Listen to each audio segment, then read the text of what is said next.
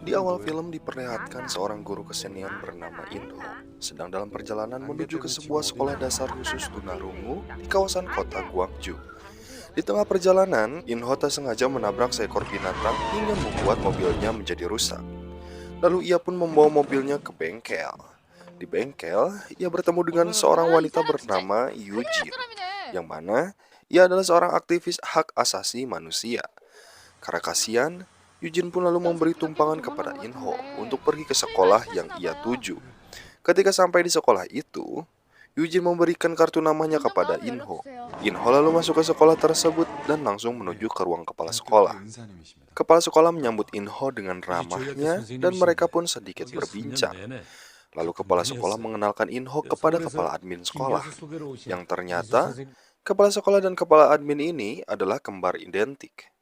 Keluar dari ruangan itu, kepala admin langsung meminta uang panas kepada Inho sebesar 50 juta won, atau kalau dirupiahkan kurang lebih sebesar 600 juta rupiah, dengan alasan kalau posisi guru untuk mengajari sekolah tersebut tidak gratis. Wah, ngeri sih ini. Cuma ngajari sekolah SLB jadi honorer, gaji gak seberapa dimintain tebusan 600 juta. Kengotak anjir. Tentu hal itu membuatnya menjadi bingung. Karena ia tak punya uang sebanyak itu, akhirnya meminta tolong kepada ibunya. Sedikit gambaran tentang Inho. Ia adalah seorang pria dari keluarga kurang mampu yang berasal dari Seoul. Ia telah menikah dan mempunyai seorang putri kecil. Namun sayang, istri Inho telah meninggal beberapa tahun lalu. Ibu Inho lah yang merawat putrinya di Seoul. Ibunya sangat berharap agar anaknya dapat bekerja dengan baik, agar ia bisa menghasilkan uang demi membantu perekonomian keluarga mereka. Tapi Inho malah meminta uang. Alhasil, ibu Inho dengan berat hati akhirnya mengirimkan uang tersebut. Esoknya Inho mulai mengajar. Ia memberikan tugas kepada murid-muridnya untuk menggambar apel. Para murid di sekolah ini semuanya tunarungu alias tidak bisa mendengar dan tidak bisa berbicara. Jadi, untuk berkomunikasi, Inho menggunakan bahasa isyarat. Inho lalu memuji seorang siswi bernama Yondu karena ia menggambar dengan baik, tapi Yondu tak menanggapinya. Tak berapa lama, masuklah seorang siswa bernama Minsu dengan wajah yang penuh memar. Hal itu membuat Inho kaget dan bertanya-tanya, apa yang telah terjadi? Di ruang guru, Inho menanyakan apa yang terjadi dengan para murid yang kelihatan aneh, terutama Minsu, kepada Pak Bohyun. Pak Bohyun hanya bisa mengatakan bahwa tidak ada yang aneh di sekolah tunarungu. Hal yang wajar jika semua terasa tidak normal. Inho lembur bekerja hingga malam. Ia mengecek profil para muridnya satu persatu. Kebanyakan dari mereka ternyata berasal dari keluarga miskin dan tak sedikit juga yang yatim piatu. Setelahnya, Inho yang hendak pulang mendengar jeritan seseorang. Sontak Inho langsung mendatangi tempat sumber suara tersebut yang berasal dari toilet wanita. Namun saat pintunya diketuk, suara tersebut mendadak menghilang. Lalu datanglah seorang security sekolah dan mengatakan bahwa sudah menjadi kebiasaan anak-anak tunarungu di sekolah ini suka berteriak. Security pun menyuruh Inho agar segera pulang sebab sekolah akan segera ditutup. Keesokan paginya saat Inho hendak akan memberikan uang 50 juta won ke ruangan kepala sekolah, ia melihat seorang pria yang ternyata adalah seorang polisi juga berada di sana. Setelah itu, Inho kembali ke ruangan guru dan melihat Minsu tengah dihajar habis-habisan oleh Pak Bohyun. Anehnya, guru-guru lain yang berada di sana tampak tidak peduli seolah itu adalah hal yang biasa. Inho lalu bertanya, mengapa Pak Bohyun melakukan hal tersebut? Dengan santai, Pak Bohyun hanya mengatakan bahwa Minsu dihukum karena tadi malam ia telah meninggalkan asrama tanpa izin. Kemudian, saat akan pulang, Inho melihat salah seorang muridnya bernama Yuri duduk di jendela asrama sekolah. Karena khawatir Yuri akan terjatuh, Inho lalu masuk ke kamar Yuri dan menariknya. Namun, Yuri malah begitu ketakutan saat melihat Inho. Lalu Inho meminta maaf karena telah membuatnya menjadi takut. Namun dari sini, kita bisa menebak bahwa terlihat anak gadis tersebut memiliki trauma yang mendalam. Entah disebabkan apa. Ketika Inho akan pergi, tiba-tiba Yuri menarik bajunya dan membawanya menyusuri lorong sekolah. Begitu sampai di depan ruangan tersebut, Yuri lalu pergi, seperti memberi isyarat bahwa ada sesuatu di sana. Dan benar saja, Inho melihat Yondu sedang disiksa oleh seorang wanita bernama Yunje. Inho dengan sigap langsung menyelamatkan Yondu yang sudah tak berdaya. Yunje mengaku bahwa ia di sana sebagai pengawas asrama. Dengan lantang, ia menjelaskan kalau dirinya sedang mendidik Yondu yang telah melakukan kesalahan. Di tengah perdebatan mereka, Yondu pingsan dan dengan sigap, Inho langsung membawanya ke rumah sakit. Ia juga menghubungi Yujin selaku seorang aktivis hak asasi manusia. Yujin dan Inho meyakini bahwa telah terjadi sesuatu yang jahat dan keji di sekolah tersebut.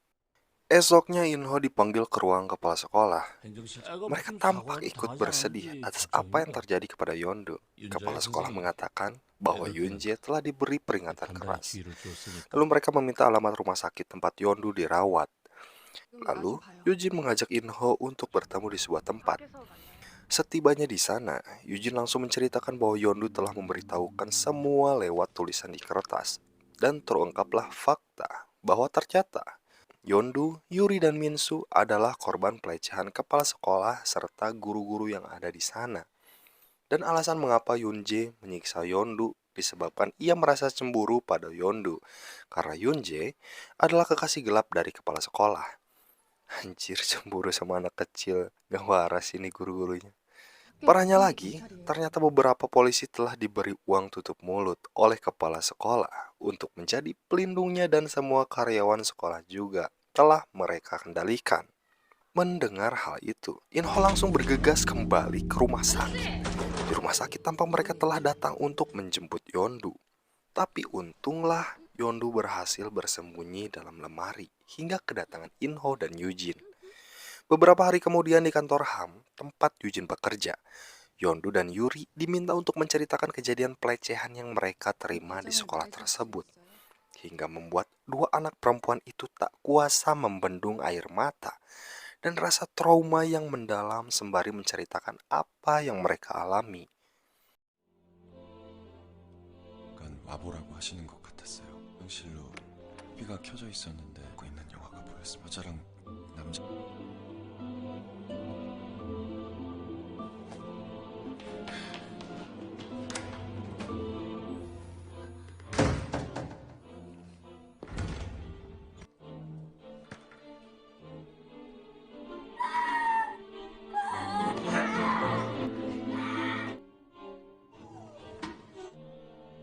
나타나기 시작한 나뭇잎 가시나무.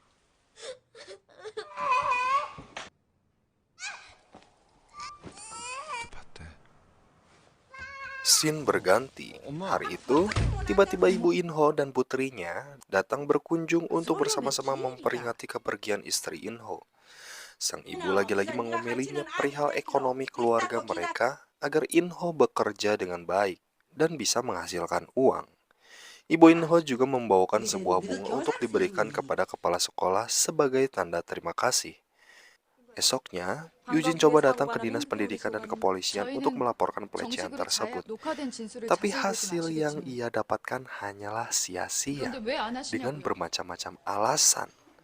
Meskipun Yujin telah memiliki video pengakuan dari korban. Yujin lalu dikabari oleh rekannya bahwa media bersedia untuk mengangkat berita pelecehan tersebut. Di ruang kepala sekolah, pagi itu tampak Minsu lagi-lagi dipukuli oleh Pak Bohyun di hadapan kepala sekolah yang terlihat tidak peduli sama sekali. Tapi, kepala sekolah tak ingin Minsu mati di ruangannya. Maka ia menyuruh Bohyun untuk pergi membawa Minsu. Dengan begitu, Pak Bohyun keluar. Ia berpapasan dengan Inho yang hendak akan memberikan bunga dari ibunya untuk kepala sekolah. Melihat Minsu yang babak belur, kali ini kesabaran Inho telah habis. Ia tak peduli lagi pada karirnya. Seketika ia langsung memukul kepala Pak Bohyun dengan vas bunga dan membawa Minsu ke kantor Yujin. Di kantor HAM tersebut, Minsu kemudian diminta untuk menceritakan apa yang telah ia alami. Minsu lalu menceritakan sambil direkam. Dan terungkaplah fakta bahwa Minsu dulunya mempunyai seorang adik dan mereka tinggal di asrama sekolah. Namun, ketika malam, Pak Bohyun sering membawa Minsu dan si adik ke rumahnya untuk dilecehkan. Meski sudah mencoba memberi perlawanan kepada Pak Bohyun, Minsu dan adiknya yang hanyalah seorang bocah tentu tak berdaya melawan Bohyun. Menjadikannya lagi adalah efek traumatis dan hancurnya mental mereka berdua. karena selalu diperlakukan seperti itu oleh Pak Bohyun. Hingga di suatu malam, si adik dengan kondisi demikian memutuskan untuk pergi dari sana dan tewas tertabrak oleh kereta api.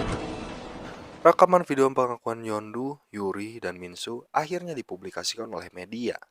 Alhasil, peristiwa tersebut menggemparkan seluruh warga desa, bahkan sampai nasional. Kejaksaan pun tidak tinggal diam. Mereka segera melakukan penangkapan kepada kepala sekolah, kepala admin, dan Pak Bohyun. Meski demikian, ini hanyalah langkah untuk menenangkan warga. Bahkan, saat kasus dibawa ke pengadilan, tidak ada dari para tersangka yang mengakui bersalah. Mereka beralasan bahwa semuanya adalah fitnah.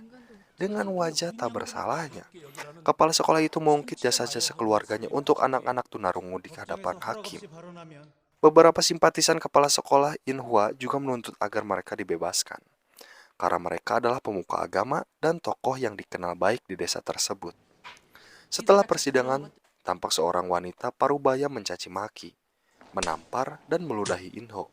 Ternyata wanita kaya sosialita ini adalah istri sahnya bapak kepala sekolah tersebut. Yujin yang membela Inho bahkan langsung dijambak dan terjadilah keributan di sana. Cerita berlanjut dalam persidangan. Tampak kubu kepala sekolah membawa pengacara terbaik. Meski begitu, kubu Inho juga membawa pengacara yang handal. Pada persidangan kedua, saksi-saksi yang dihadirkan adalah orang-orang yang sudah dibayar oleh kubu kepala sekolah, yaitu security sekolah dan dokter yang memeriksa kondisi korban. Mereka memberi pernyataan yang tentunya meringankan kubu kepala sekolah. Salah satunya adalah pernyataan dokter yang mengatakan bahwa kondisi Yuri selaku korban terlihat baik-baik saja dan tetap santai setelah dilecehkan. Padahal sebenarnya Yuri bukan baik-baik saja. Selain tunarungu, ternyata Yuri ada keterbelakangan mental yang membuat ia sangat kekanak-kanakan. Inho dan Yujin tidak habis pikir dengan para saksi. Adu argumen pun sempat terjadi antara pengacara dari kedua kubu. Persidangan hari itu pun ditutup dengan hasil yang mengecewakan bagi kubu Inho. Setelah persidangan, Inho dan Yujin mengajak ketiga anak itu ke pantai untuk menenangkan pikiran. Kedekatan di antara semuanya terjalin dengan baik. Ketiga anak itu kini tinggal di rumah Yujin. Pada persidangan selanjutnya, Yuri memberi kesaksiannya. Ia menceritakan segala pelecehan keji yang telah ia alami.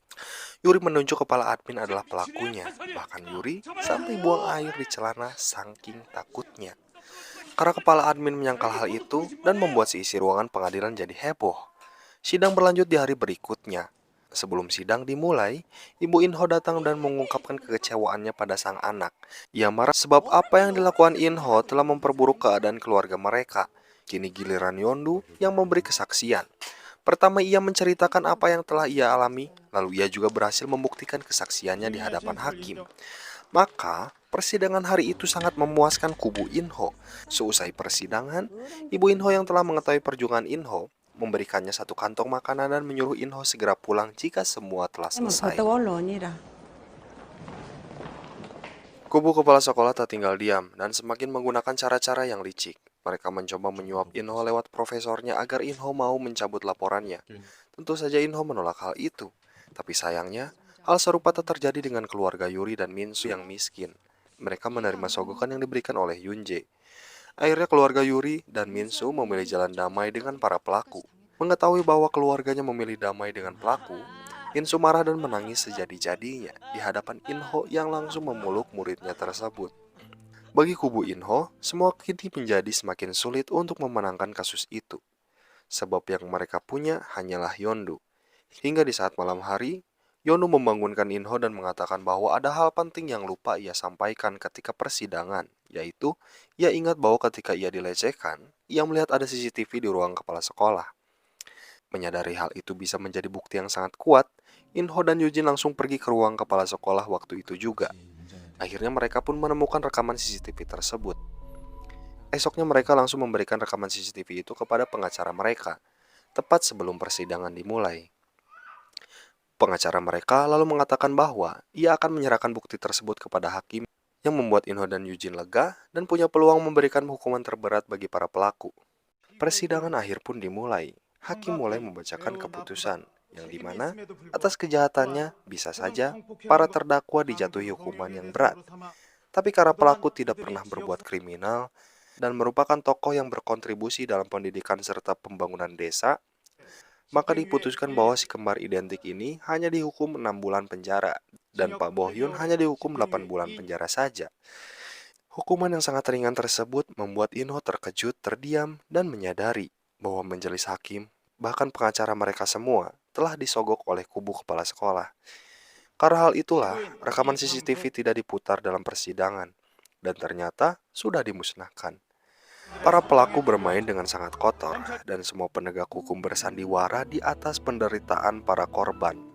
Tampak Eugene dan penonton sidang yang membela korban bereaksi sangat keras membuat kericuhan terjadi. Tapi apa daya, keputusan yang tidak adil itu telah dibacakan. Waktu berlalu, malam itu, kubu kepala sekolah merayakan kemenangan mereka di sebuah diskotik. Sepulang dari sana, Pak Bohyun yang mabuk berjalan sempoyongan. Tiba-tiba ia dihampiri oleh Minsu. Pak Bohyun beranggapan bahwa Minsu merindukannya. Tak butuh waktu lama, Minsu langsung melancarkan balas dendamnya. Ia menusuk Pak Bohyun dengan sebilah pisau. Perlawanan dari Pak Bohyun membuat mereka berada di tengah rel kereta api. Hingga akhirnya, Minsu berhasil membalaskan dendamnya meski dengan imbalan nyawanya sendiri. Hal itu disaksikan langsung oleh Inho dan Eugene yang terlambat datang untuk menggagalkan balas dendamnya. Pada acara pemakaman Minsu, tepat di depan pengadilan, hadirlah para aktivis HAM dan masyarakat untuk berdemonstrasi menuntut keadilan. Tampak banyak polisi juga telah berada di sana. Kericuhan tak dapat terhindarkan ketika hakim korup itu datang. Dan di tengah kerumunan yang berseteru tersebut, Inho berjalan membawa foto Minsu dengan tangisan. Ia mengatakan bahwa dia hanyalah bocah yang tidak bisa mendengar dan tidak bisa berbicara. Inho mengatakan hal itu berulang kali, hingga ia kemudian diamankan oleh polisi. 1 tahun berlalu, Inho telah kembali ke Seoul, dan tak akan pernah melupakan semua yang telah terjadi. Sementara Eugene masih berjuang mencari keadilan untuk para korban, meski selalu saja gagal. Untungnya kini semakin banyak masyarakat yang ikut memberi dukungan untuk perjuangannya. Dan ia kini tinggal bersama anak-anak tunarungu. Dengan begitu, film pun berakhir. Ending yang sangat